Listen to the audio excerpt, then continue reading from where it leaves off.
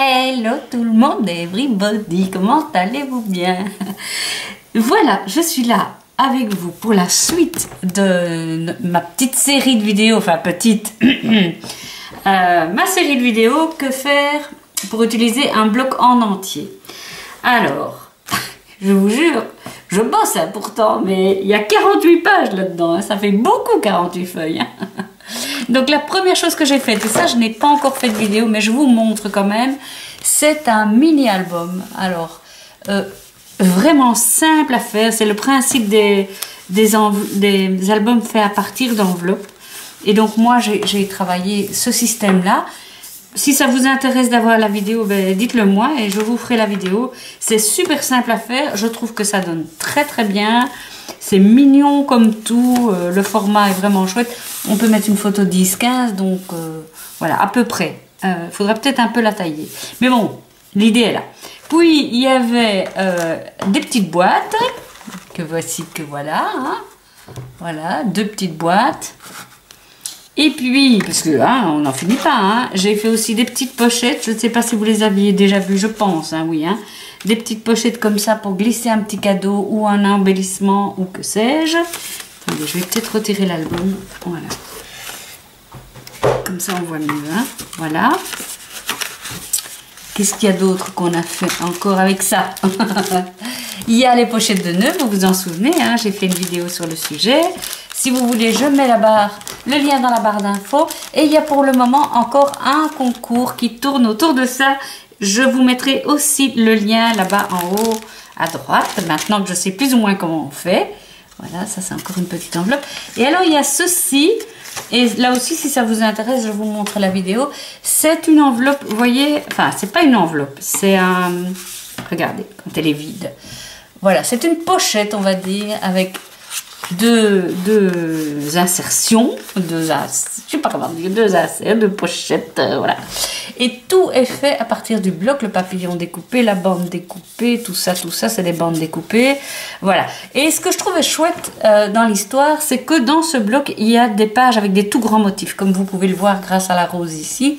Et je trouve que ces pages-là, à moins d'en faire une page 30-30, ce que je ne fais plus depuis un moment, c'est un peu compliqué. Mais je trouve que pour ceci, ça vaut la peine. Donc voilà, et avec toujours les chutes de mon mini-album et tout ça, et des choses que j'ai découpées dans le bloc, donc tout vient du bloc ici, ouais, franchement, à part le ruban, bien entendu, on est bien d'accord, hein.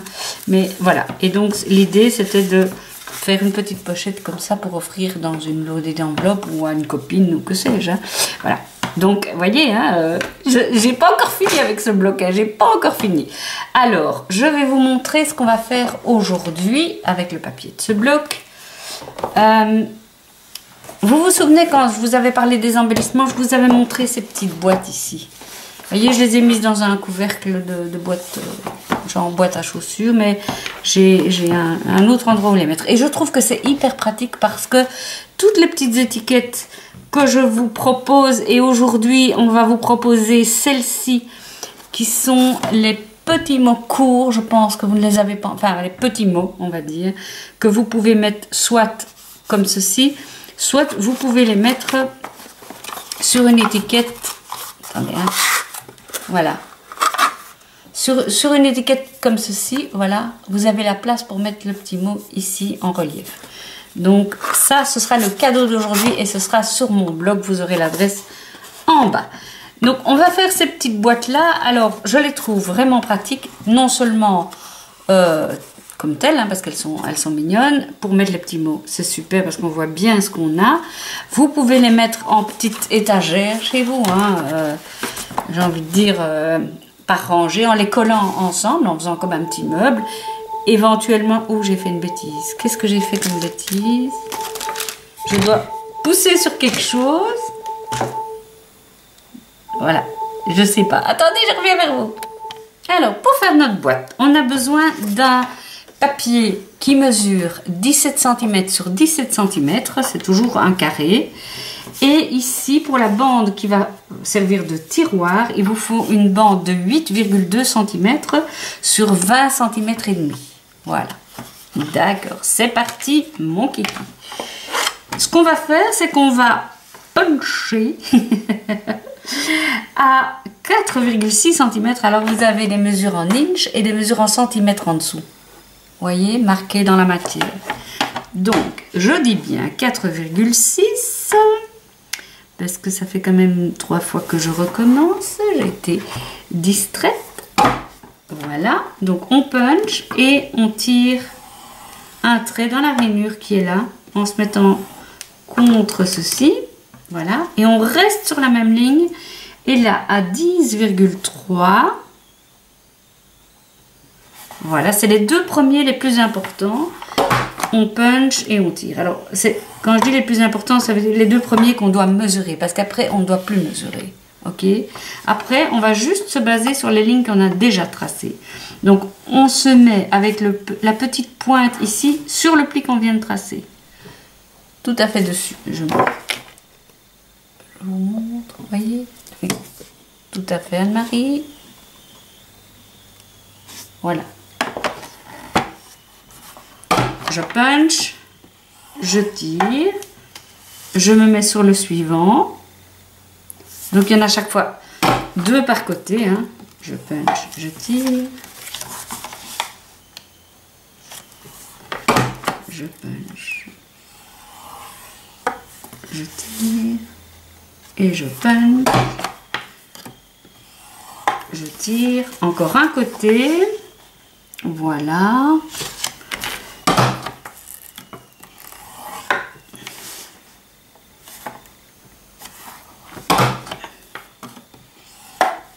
Et voilà, et j'ai fini de tracer tous mes plis, on le voit mieux à l'arrière. Voilà. Maintenant, je vais marquer bien tous mes plis, donc je plie sur les marquages. Voilà, sur tous mes plis. Attention, si vous utilisez un papier, faites d'abord un test. Par exemple, sur les papiers qui viennent de chez Action, c'est pas toujours facile parce que parfois quand on marque les plis, le papier se déchire.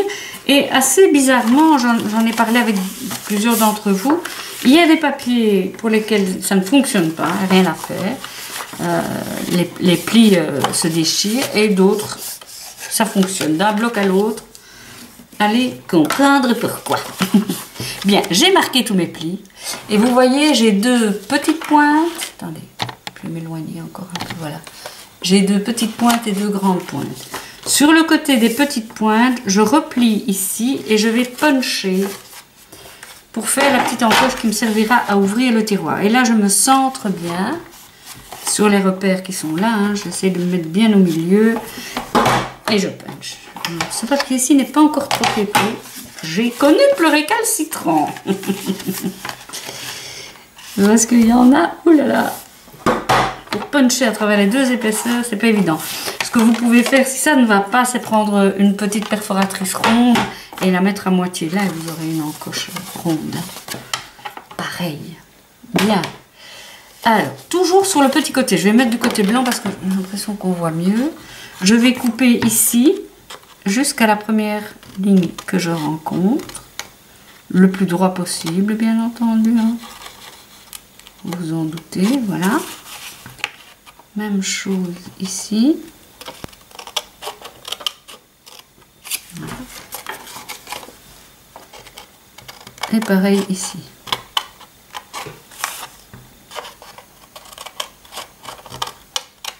Voilà.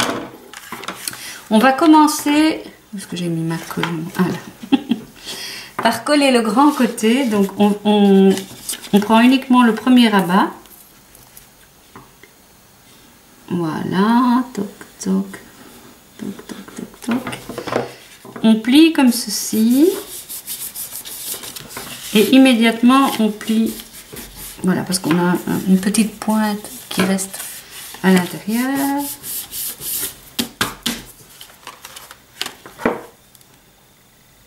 Moi j'utilise la colle liquide, mais vous pouvez utiliser des bandelettes de papier. Hein. Disons que je trouve ceci plus facile. Et plus économique et moins polluant. Voilà. Ok.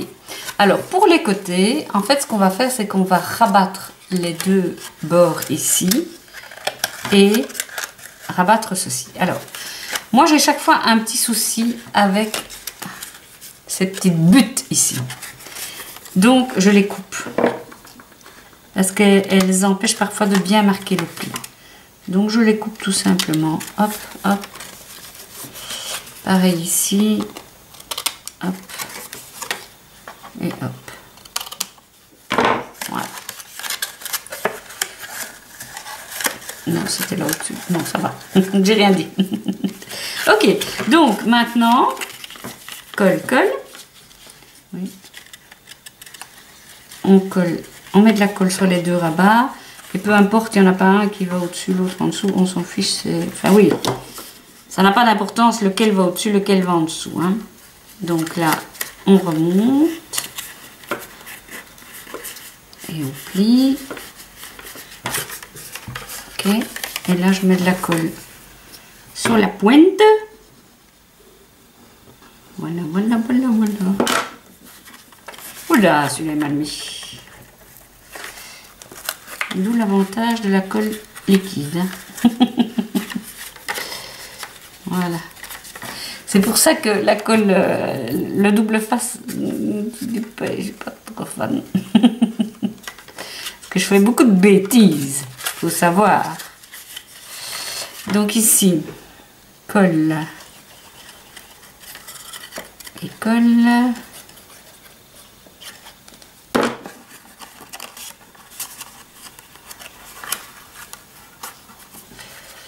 Et là, on fait bien attention. Oui. Ok. Voilà. Ok. Ok.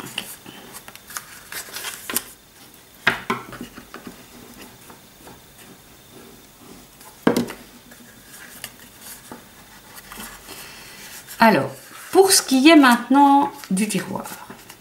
Pour ce qui est du tiroir,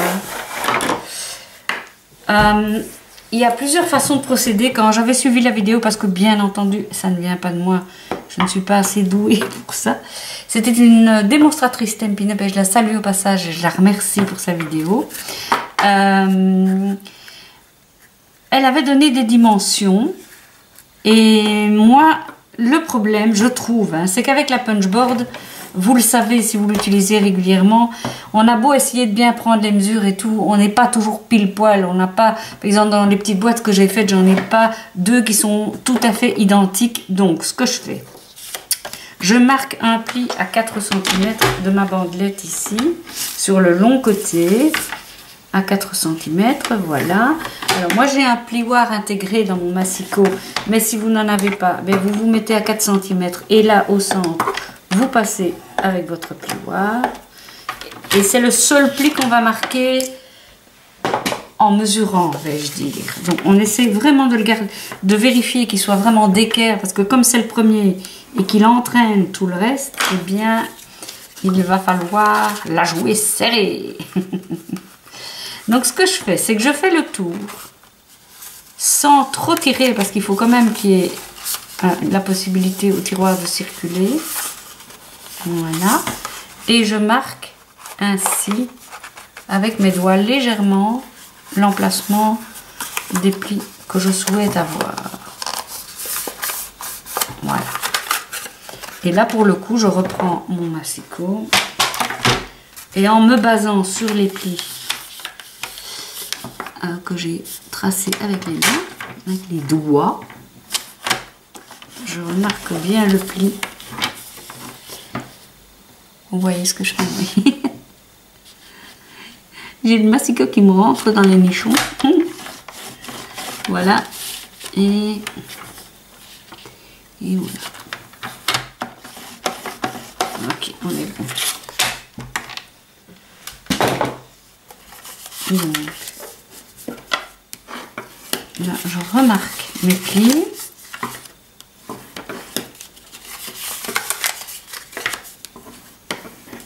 Et pour coller, je colle sur ma boîte.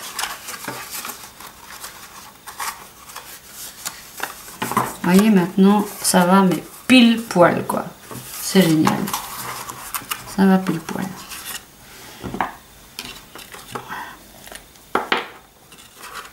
Attention de ne pas mettre la colle sur le tiroir, hein. Bien d'accord.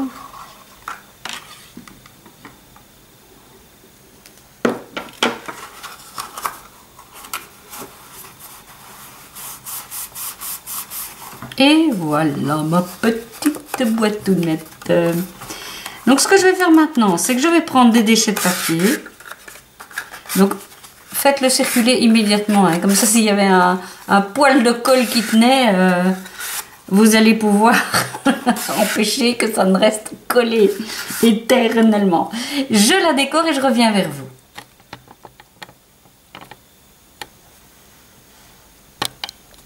Allez. Voilà, j'ai terminé. Alors, pour l'avant de la boîte, j'ai pris, et je vous montrerai dans le blog si vous voulez, mais j'ai vraiment pris tous des éléments du blog, des petites chutes, des petits mots qui étaient écrits. Voilà. Et sur les côtés, regardez, j'ai mis des bandelettes de renforcement. Ici, j'ai mis double bandelette. J'ai mis une bandelette et en plus de ça, j'ai mis des papillons où j'ai un peu festonné la bande. Mais à partir du moment, si c'est pour offrir juste comme ça, on pourrait même mettre quelque chose en relief, un papillon, une fleur, que sais-je. Mais dans mon idée, comme théoriquement, c'est des boîtes qu'on empile, évidemment, il ne faut pas mettre trop sur le dessus si le but est de les empiler.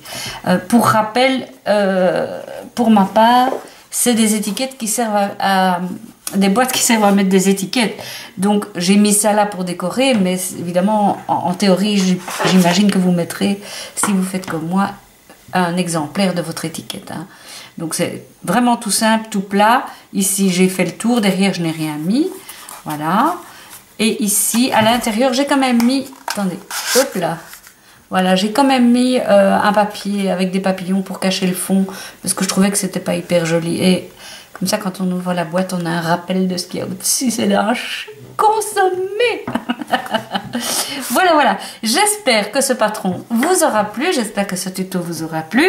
Et quand je regarde mon blog, je me dis que j'ai encore un boulot de dingo. Je vais quand même vous montrer avant de terminer.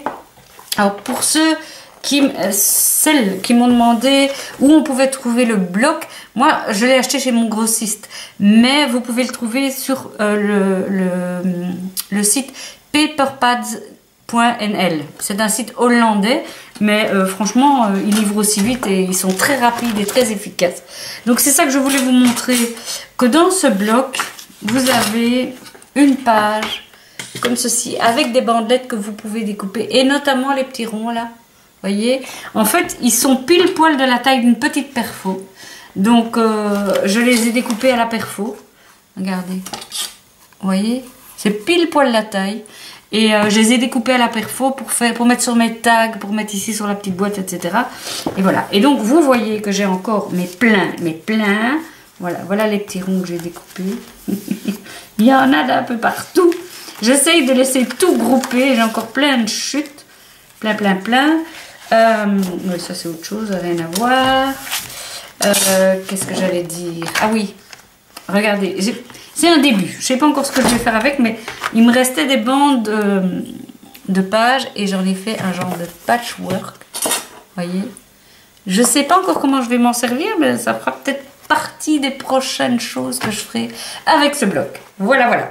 Mais écoutez, je vous fais des gros bisous, je vous dis à bientôt. N'hésitez pas à vous abonner, mettez des petits likes si vous aimez la vidéo, ça fait toujours plaisir. Et puis à très bientôt, bisous.